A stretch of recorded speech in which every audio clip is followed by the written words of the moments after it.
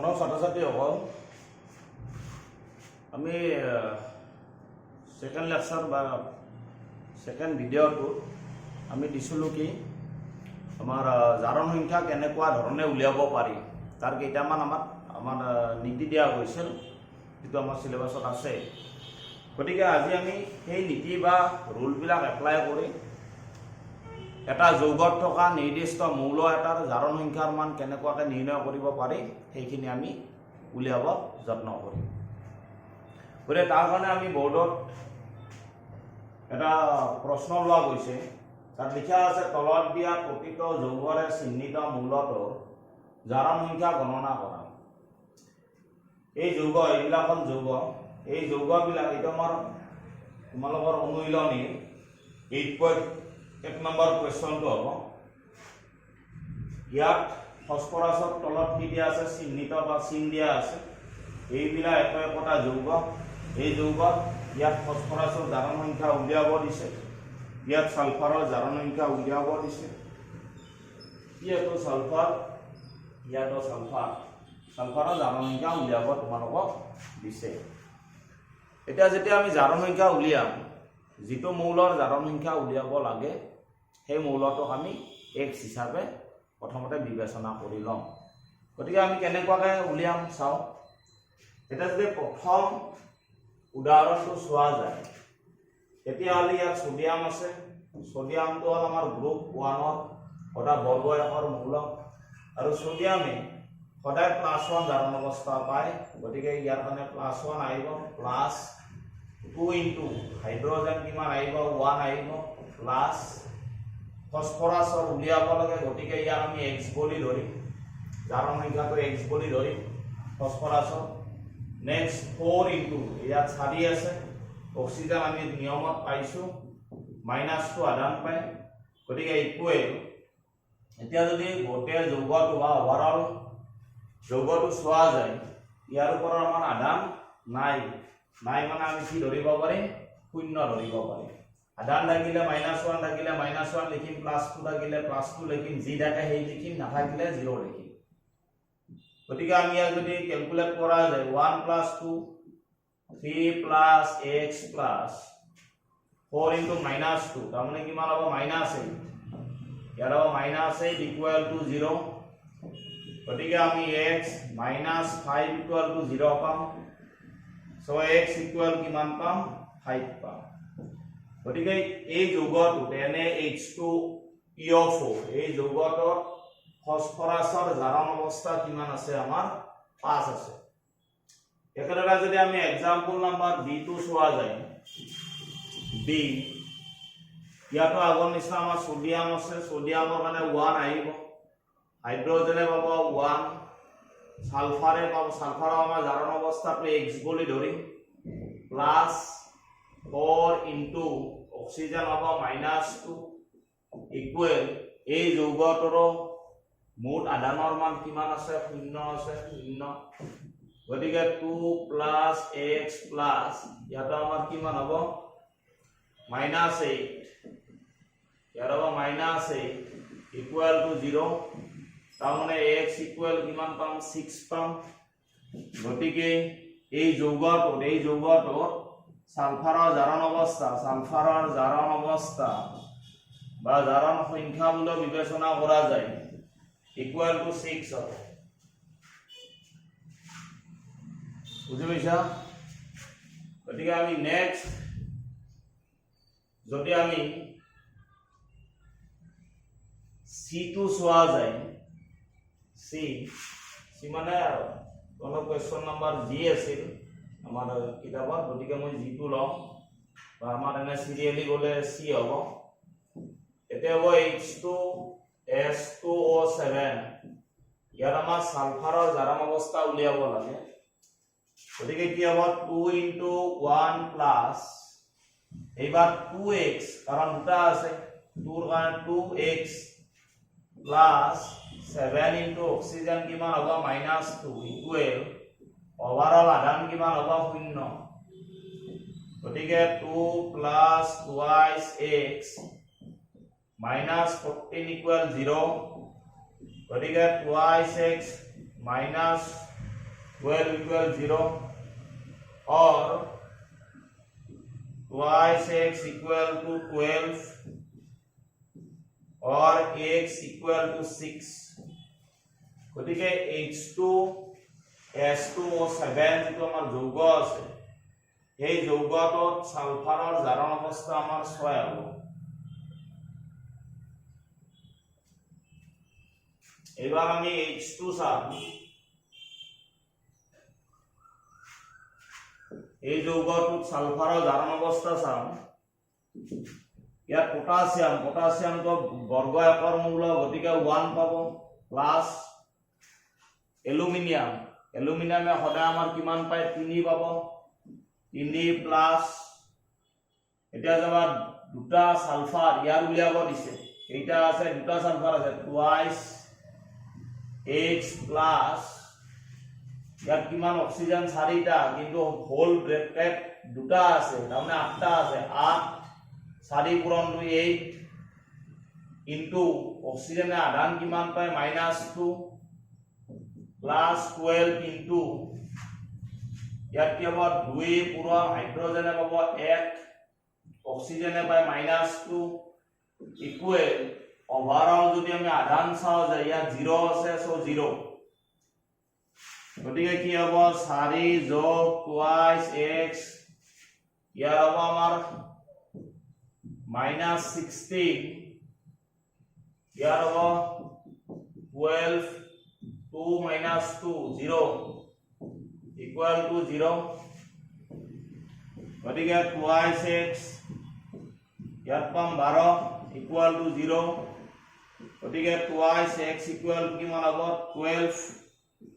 और x equal কিমান হ'ব 6 গতিকে এই যৌগটোত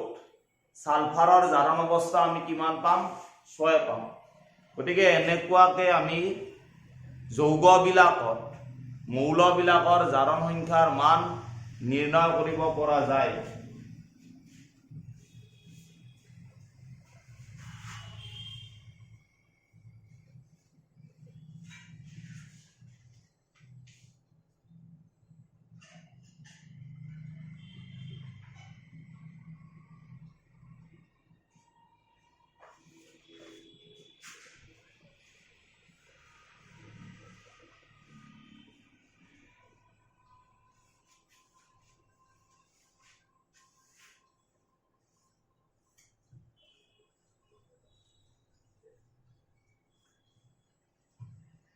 এইবাৰ আমি চাম ষ্টক সংকেত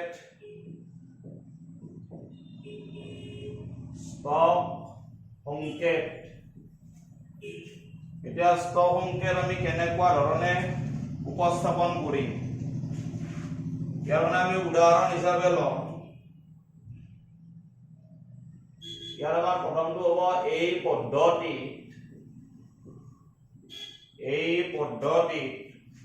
অণু এটা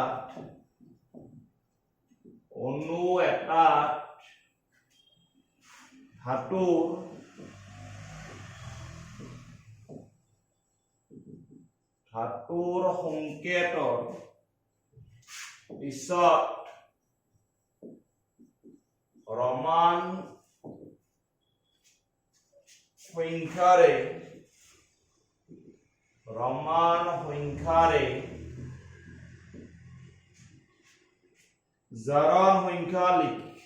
জাৰণ সংখ্যা লিখিব লাগে গতিকে যেটো ধাতু থাকিব যৌগটোত সেই ধাতুটোৰ যেটো আমাৰ জাৰণ সংখ্যা সেই জাৰণ সংখ্যাটো আমাৰ কি কৰিব লাগিব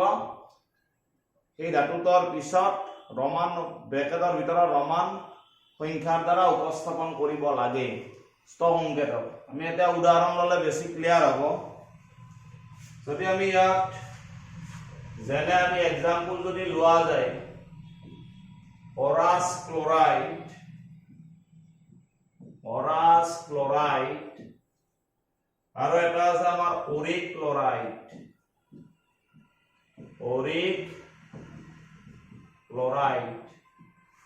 এটা হ'ব অৰাছ ক্লোৰাইড আৰু আনটো কি হ'ব আমাৰ অৰিক ক্লোৰাইড এতিয়া অৰাছ ক্লোৰাইড যদি চোৱা যায় ইয়াৰ আমাৰ সংকেতটো AU1Cl আৰু অৰিক ক্লোৰাইড যদি চোৱা যায় AU3Cl3 এইটো এনেহলে আমি আগৰ নিচিনা যেতিয়া যৌগ লিখিম তেতিয়াহলে অৰাছ ক্লোৰাইডৰ ফৰ্মুলা AuCl হ'ব আৰু অৰিক ক্লোৰাইডৰ AuCl3 হ'ব কিন্তু যেতিয়া আমি ষ্টক নোটেশন বা ষ্টক সংকেতৰ দ্বাৰা প্ৰকাশ কৰা যাব তেতিয়াহলে আমি ধাতুটোৰ পিছত এতিয়া অৰাছ ক্লোৰাইড বা অৰিক ক্লোৰাইডৰ ধাতু আছে গোল্ড গতিকে ইয়াত আমি জাৰণ সংখ্যাটো কি কৰিব লাগিব ধাতুটোৰ প্ৰকাশ কৰিব লাগিব ইয়াত গোল্ডটো হ'ল আমাৰ ধাতু আৰু Cl টো হ'ব আমাৰ অধাতু গতিকে ইয়াতো গোল্ডটো ধাতু Cl টো অধাতু গতিকে অৰাছ ক্লোৰাইড AuCl AUৰ জাৰণ সংখ্যা উলিয়ালে কি হ'ব Au প্লাছ Cl ৰ আধান -1 ওভাৰঅল 0 গতিকে আমি AU ইকুয়াল টু কি পাম +1 পাম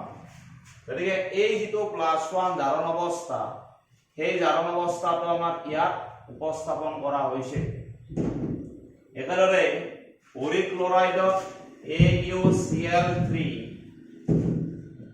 ইয়াত যদি AUৰ জাৰণ অৱস্থা উলিয়াব লাগে Au + 3 * Cl ৰ -1 ওভাৰঅল 0 গতিকে AU ইকুয়াল টু 3 হ'ব গতিকে 83 গতিকে ষ্টক নোটেশনৰ সহায়ত আমি এনেকুৱাকে উপস্থাপন কৰিম গতিকে ইয়াৰ ওপৰত আন এক্সাম্পল ল'ব পাৰিম আমি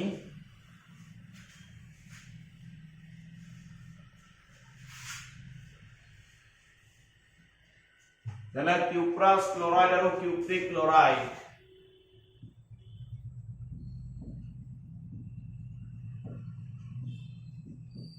কিউপ্ৰাছ ক্লোৰাইড আৰু কিউপ্ৰিক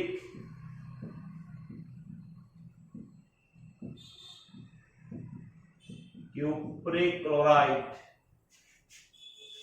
এটা কিউপ্ৰাছ ক্লোৰাইড হলে CuCl বা ইয়াক Cu2Cl2 দ্বাৰা উপস্থাপন কৰা যায় আৰু কিউপ্ৰিক ক্লোৰাইড হলে CuCl2 কিন্তু এনেকুৱা ধৰণে যদি উপস্থাপন কৰা যায় তেতিয়া আমি ষ্টক সংকেতৰ দ্বাৰা প্ৰকাশ কৰা বুলি নকম বা কোৱা নাযাব গতিকে আমি ইয়াৰ প্ৰথমতে জাৰণ সংখ্যাটো উলিয়াই ল'ব লাগিব গতিকে ইয়াৰ আমি x + Cl ৰ আধান সদায় -1 ইকুয়াল টু 0 ইয়াৰ আধান -1 গতিকে x ইকুয়াল টু +1 তাৰমানে কপাৰ কিউপ্ৰাছ ক্লোৰাইডৰ কপাৰৰ জাৰণ সংখ্যা কিমান আছে আমাৰ +1 আছে গতিকে ইয়াক যদি আমি ষ্টক নোটেশন অৰ্থাৎ ষ্টক সংকেতৰ দ্বাৰা প্ৰকাশ কৰা যায় তেতিয়া আমি কি লিখিম Cu1 এই 1 তো 81 ৰমানত লিখিব লাগিব নেক্সট হ'ব Cl একেদৰে ইয়াত যদি আমি কপাৰৰ জাৰণ সংখ্যা উলিয়া যায় x + 2 * Cl ৰ -1 ওভাৰঅল 0 গতিকে x ইকুয়াল টু 2 হ'ব গতিকে ষ্টক সংকেতৰ দ্বাৰা যদি প্ৰকাশ কৰা যায় তেতিয়া হ'ব Cu ইয়াত ৰমান 2 দিব লাগিব কাৰণ ইয়াত জাৰণ সংখ্যা 2 দেখুৱাইছে নেক্সট ইয়াত হ'ব আমাৰ Cl2 গতিকে এনেকুৱা ধৰণে আমি ষ্টক সংকেতৰ দ্বাৰা আমাৰ যৌগবিলাকৰ উপস্থাপন কৰিব পৰা যায়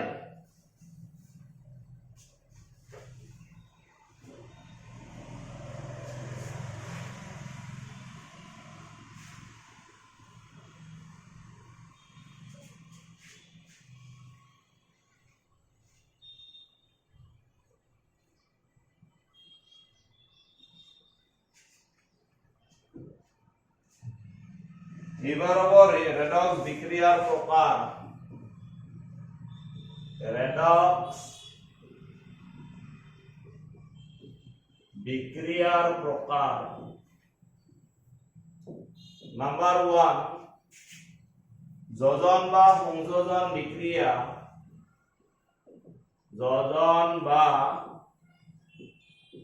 সংযোজন বিক্রিয়া নাম্বার 2 বিযোজন বিক্রিয়া নাম্বার 2 হব আমার বিযোজন বিক্রিয়া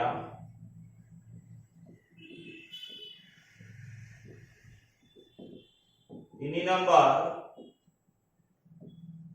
প্রতিস্থাপন বিক্রিয়া 4 নাম্বার অসামঞ্জস্য বিক্রিয়া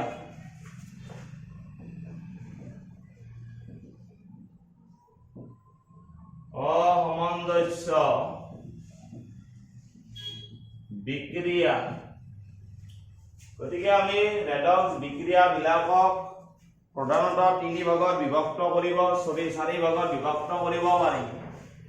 এটা হ'ব যোজন নেক্সট হ'ব সংযোজন যোজন বা সংযোজন নেক্সট বিযোজন প্ৰতিস্থাপন অসামঞ্জস্য বিক্ৰিয়া গতিকে প্ৰথমতে আমি যদি যোজন বিক্ৰিয়াৰ কথা আলোচনা কৰা যায় যোজন বিক্রিয়া অলরেডি তোমালোকে ক্লাস 10 পাই আইছা a প্লাস b মিলে যদি আমার c হয় অর্থাৎ দুই বা ততোধিক বিক্রিয়ক পদার্থ হয় লগ লাগি যদি আমার এটা বিক্রিয়াজাত পদাৰ্থৰ সৃষ্টি কৰে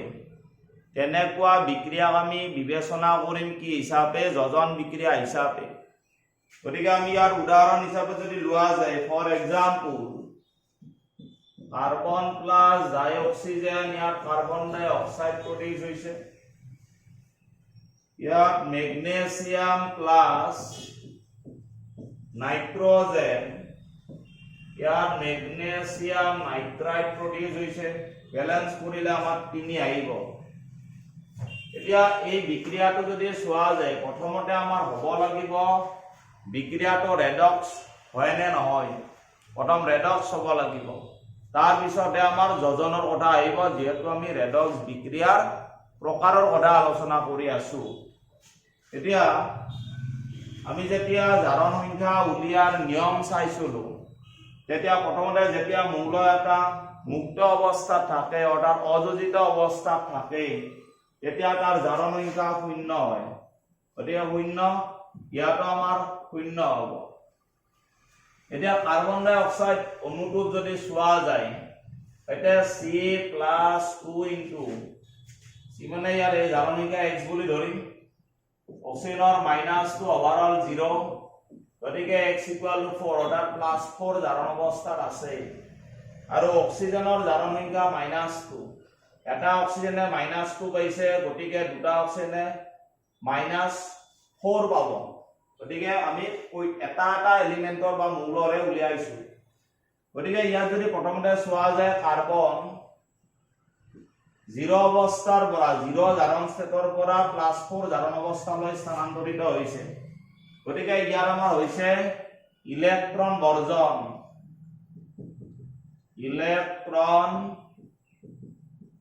বৰ্জন বা ত্যাগ হলে আমাৰ কি হ'ব জাৰণ বিক্ৰিয়া জাৰণ ঘটিব আৰু ইয়াত 0 জাৰণ অৱস্থাৰ পৰা এটা যদি অক্সিজেন চোৱা যায় তেতিয়া -2 জাৰণ অৱস্থালৈ ৰূপান্তৰ হৈছে গতিকে আমাৰ অক্সিজেন কি হৈছে গ্ৰহণ হৈছে সৰি ইলেক্ট্ৰনৰ গ্ৰহণ হৈছে ইলেক্ট্ৰনৰ গ্ৰহণ গতিকে এইটো হ'ব আমাৰ বিজাৰণ এইটো কি হ'ব বিজাৰণ গতিকে আমি যদি বিক্ৰিয়াটো চোৱা যায় প্ৰথম কথাটো হল এই বিক্ৰিয়াটো আমাৰ ৰেডক্স বিক্ৰিয়া বা জাৰণ বিজাৰণ বিক্ৰিয়া এইবাৰ আমি জাৰণ বিজাৰণ বিক্ৰিয়াটো চাম এইটো আমাৰ সংযোজন বিক্ৰিয়া হয় নে নহয় এইটো সংযোজন বিক্ৰিয়া হয় কাৰণ কাৰ্বন আৰু অক্সিজেনে অৰ্থাৎ দুটা বেলেগ বেলেগ বিক্ৰিয়কে লগ হৈ আমাৰ এটা বিক্ৰিয়াজাত পদাৰ্থ অৰ্থাৎ কাৰ্বন ডাই অক্সাইড যৌগটোৰ সৃষ্টি কৰিছে গতিকে এই বিক্ৰিয়াটো আমাৰ কি হ'ব এটা সংযোজন বিক্ৰিয়া বা যোজন বিক্ৰিয়া হ'ব নেক্সট ইয়াত যদি চোৱা যায় মেগনেছিয়াম আৰু নাইট্ৰজেনে লগ লাগি মেগনেছিয়াম নাইট্ৰাইট প্ৰডিউস কৰিছে ইয়াৰ নাম হ'ব মেগনেছিয়াম নাইট্ৰাইট মেগনেছিয়াম নাইট্ৰাইট ইয়াত মেগনেছিয়াম মুক্ত অৱস্থাত শূন্য জাৰণ অৱস্থা N2 নাইট্ৰজেন জাৰণ অৱস্থা শূন্য হ'ব মুক্ত অৱস্থাতে আছে গতিকে ইয়াত যদি মেগনেছিয়ামৰ জাৰণ অৱস্থা উলিয়াব যাও thrice x plus 2 into nitrogen আছে আমাৰ -3 হয় সদায় কাৰণ তিনিটা ইলেক্ট্ৰন গ্ৰহণ কৰিলে অচৰৰ সম্ভ্ৰান্ত গেছৰ বিন্যাসটো লাভ কৰে ইকুয়াল টু ওভাৰঅল চাৰ্জ 0 গতিকে thrice x equal to 6 পাম আমি x equal to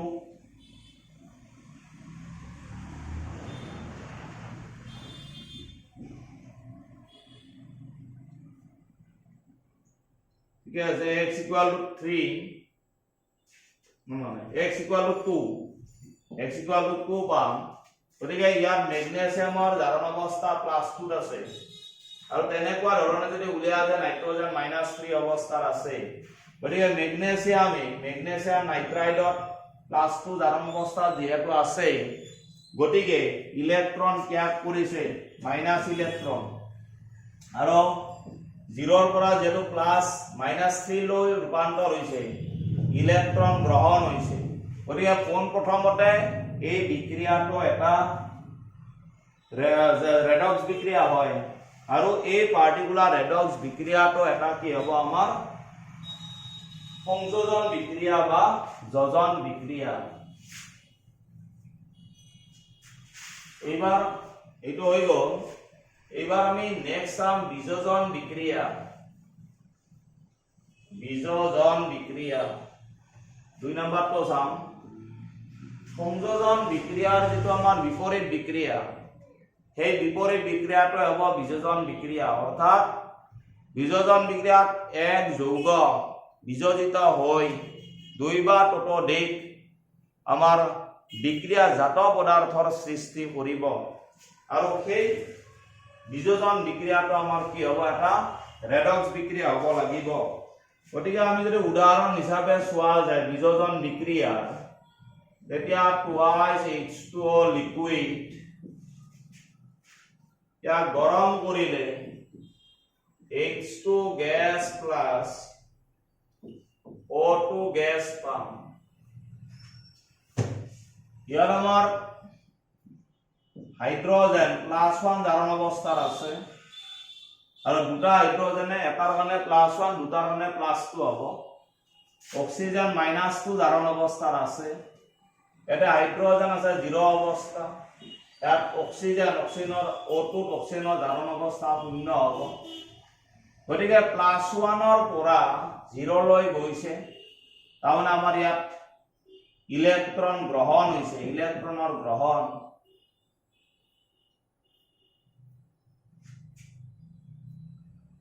আর কি হইছে হাইড্রোজেন যদি সোয়া যায় +1 অক্সিজেন আছে আমার -2 গটিকে ইয়াত সরি এইটো আমার ইলেক্ট্ৰনৰ বৰ্জন হৈছে +1 ৰ পৰা 0 গৈছে না গটিকে ইলেক্ট্ৰন ত্যাগ হৈছে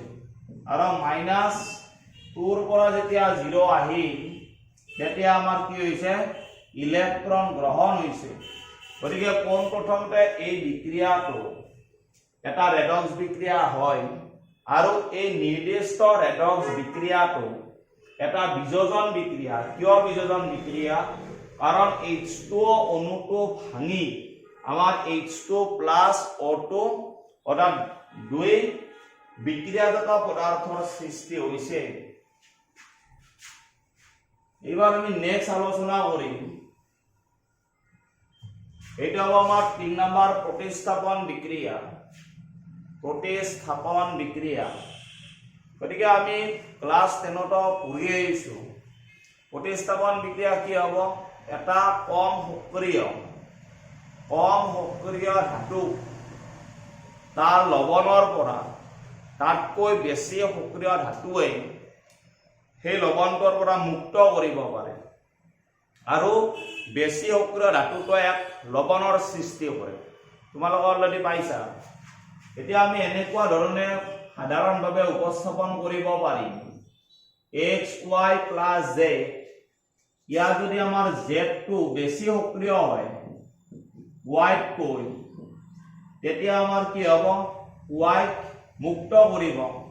অৰ্থাৎ y টো আমাৰ মুক্ত অৱস্থাত থাকিব ইয়াতো যোজিত অৱস্থাত আছিল আৰু z x ৰ সৈতে বিক্ৰিয়া কৰি x z উৎপন্ন কৰিব গতিকে ইয়াক প্ৰতিস্থাপন কৰিলে y প্ৰতিস্থাপন কৰিলে কোনে প্ৰতিস্থাপন কৰিলে z প্ৰতিস্থাপন কৰিলে এটা যদি আমি উদাহৰণ হিচাপে চোৱা যায় কপাৰ সালফেট প্লাস জিংক এতিয়া সক্ৰিয়তা শ্ৰেণী যি পাইছা তাত যদি চোৱা যায় জিংকটো কপাৰতকৈ বেছি সক্ৰিয় গতিকে কপাৰ ইয়াৰ লৱণ কপাৰ সালফেট লৱণৰ পৰা জিংকে কি কৰিব পাৰিব প্ৰতিস্থাপন কৰিব পাৰিব গতিকে ইয়াত আমাৰ জেডেন আহিব আৰু কপাৰটো আমাৰ কি হ'ব মুক্ত হৈ যাব গতিকে ইয়াৰ আমি পাম ZnSO4 + Cu এতিয়া এই বিক্ৰিয়াটো প্ৰতিস্থাপন হৈছে ঠিকে আছে এতিয়া এইবাৰ আমাৰ ৰেডক্স বিক্ৰিয়া হয় নে নহয় চাও কপাৰ সালফেট SO4 এতিয়া এটা মূলক ইয়াৰ আধান থাকে -2 গতিকে কপাৰ আমি ইয়াৰ জাৰণ অৱস্থা x বুলি ধৰিম প্লাস সালফেটৰ পৰা আধান আহিব -2 ইকুৱেল ওভাৰঅল আধান 0 গতিকে x = 2 পাম ইয়াৰ কপাৰৰ জাৰণ অৱস্থা +2 আছে জিংক যেহেতু আমাৰ মুক্ত অৱস্থাত আছে শূন্য জাৰণ অৱস্থা ইয়াৰ যদি আমাৰ Zn চোৱা যায় x + -2 ওভাৰঅল 0 x = +2 মানে ইয়াত জিংকৰ জাৰণ অৱস্থা যে জিংক সালফেটত +2 আছে আৰু কপাৰৰ 0 আছে গতিকে 0 জাৰণ অৱস্থাৰ পৰা +2 জাৰণ অৱস্থালৈ গৈছে তাৰমানে আমাৰ ইলেক্ট্ৰন কি হৈছে লস হৈছে অৰ্থাৎ ইলেক্ট্ৰন বৰ্জন কৰিছে দুটা ইলেক্ট্ৰন কিন্তু মই জাস্ট কমন কে ইলেক্ট্ৰন বুলি বিবেচনা কৰিছো আৰু ইয়াত Cu2+ ৰ পৰা C হৈছে তাৰমানে ইলেক্ট্ৰন গ্ৰহণ কৰিছে দুটা ইলেক্ট্ৰন গ্ৰহণ কৰিছে গতিকে এইটো আমাৰ কি হ'ব এটা ৰেডক্স বিক্ৰিয়া হ'ব আৰু এই ৰেডক্স বিক্ৰিয়াটো বেছি সক্ৰিয় ধাতুৱে কম সক্ৰিয় ধাতুটোক তাৰ লৱণৰ পৰা প্ৰতিস্থাপন কৰিছে এইবাৰ আমাৰ আহি লাষ্ট মানে প্ৰকাৰটো পাম এই প্ৰকাৰটো হ'ব অসামঞ্জস্য বিক্ৰিয়া এতিয়া আমাৰ আগৰ বিক্ৰিয়াবিলাক যদি চোৱা যায় অৰ্থাৎ সংযোজন হোক বিযোজন হোক প্ৰতিস্থাপন হোক সেইবিলাকত দুটা বেলেগ বেলেগ মৌলৰ জাৰণ বা বিজাৰণ বিক্ৰিয়াটো সংঘটিত হৈছে যেনেকুৱাকৈ ইয়াত যদি আমাৰ কপাৰৰ বিজাৰণ ঘটিছে জিংকৰ আমাৰ জাৰণ বিক্ৰিয়া ঘটিছে কিন্তু এই যিটো আমাৰ নিৰ্দিষ্ট প্ৰকাৰ অৰ্থাৎ অসামঞ্জস্য বিক্ৰিয়া এই অসামঞ্জস্য বিক্ৰিয়াটো এটা নিৰ্দিষ্ট মৌলৰ একে সময়তে জাৰণ ঘটিব বিজাৰণ ঘটিব গতিকে ইয়াত জাৰণ এটাৰ বা বিজাৰণ এটা তেনেকুৱা ধৰণৰ কথা নাই এটা মৌলৰে জাৰণ ঘটিব একে সময়তে আমাৰ বিজাৰণ বিক্ৰিয়াও সংঘটিত হ'ব গতিকে তাৰ কাৰণে যদি আমি উদাহৰণ চাও আমি হাইড্ৰোজেন পেৰক্সাইড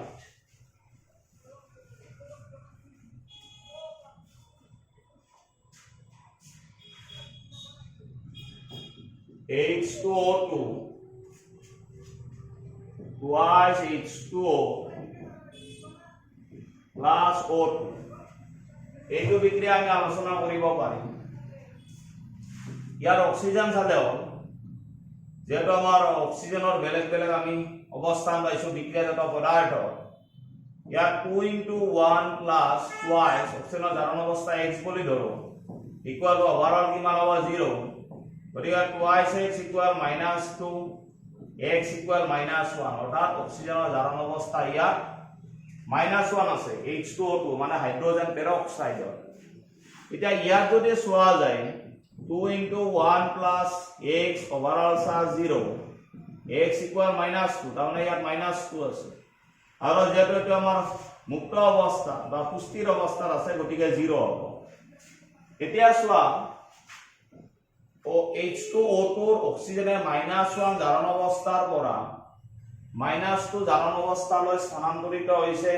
H2O2 H2O আৰু ইয়াত -1 ৰ পৰা 0 লৈ স্থানান্তৰিত হৈছে গতিকে ইয়াত আমাৰ ইলেক্ট্ৰন লছ হৈছে - ইলেক্ট্ৰন আৰু ইয়াত আমাৰ একেটা মৌল অৰ্থাৎ অক্সিজেনৰ ইলেক্ট্ৰন যোগ হৈছে ইয়াত ইলেক্ট্ৰন বৰ্জন ঘটিছে ইয়াত ইলেক্ট্ৰনৰ যোজন ঘটিছে গতিকে এই বিক্ৰিয়াটো আমাৰ ৰেডক্স বিক্ৰিয়া হ'ব কিন্তু এই ৰেডক্স নিৰ্দিষ্ট ৰেডক্স বিক্ৰিয়াটো আমি অসামঞ্জস্য বিক্রিয়া হিসাবে বিবেচনা করার মেইন কারণটো হল একেটা মৌল অর্থাৎ অক্সিজেনে একে সময়তে জারণ ঘটিছে ইয়ার বিজারণ ঘটিছে গতিকে আমি আজিৰ আলোচনাৰ বিষয় এইখিনিয়ে গতিকে এইখিনি আমি আলোচনা কৰিলো গতিকে তোমালোকৰ যদি কিবা ডাউট থাকে তেতিয়াহ'লে মোক কোৱেশ্চন কৰিব পাৰিবা গতিকে আজিৰ কাৰণে ইমানতে হ'ব ধন্যবাদ।